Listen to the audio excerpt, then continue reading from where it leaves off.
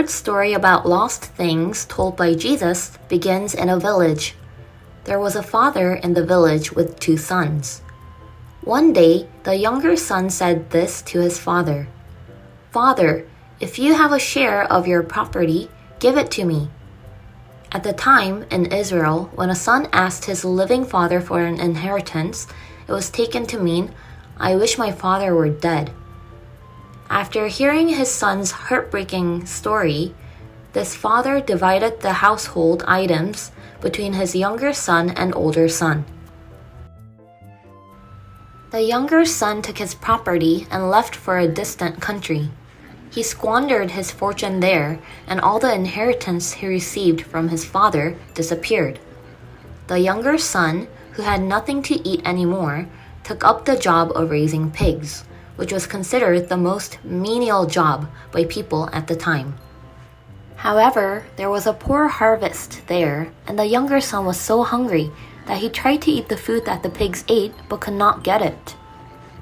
When the situation became like this, the younger son thought, "No one working in my father's house lives like this, but I am starving to death here.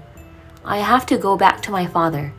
I am a sinner, and I will tell him to use me like one of the servants in the house." So the younger son returned to his father.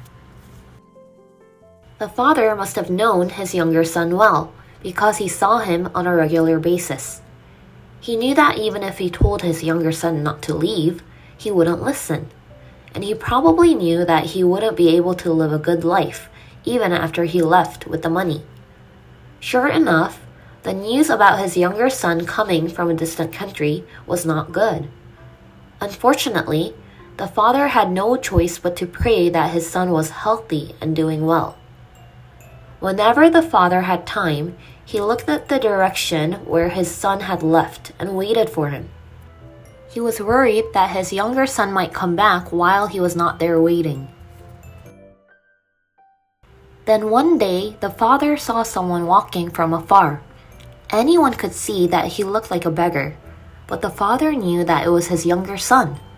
It is said that at the time, male adults in Israel thought running was undignified and shameful, so they did not run at all. But when the father saw his younger son, he threw away everything and ran towards the younger son who wished he would die and asked for an inheritance. The father hugged him and he said this, "My son died and came back to life. He was lost and he is found again." If you lose a sheep or a coin, the person who lost it will be to some extent at fault. But the case of this younger son is different. Rather than it being the father's fault, the younger son made his own mistake and left his father. The Pharisees and scribes thought that tax collectors and sinners had sinned and left God, so they thought they could never be with them. They probably didn't think finding them would be a joy.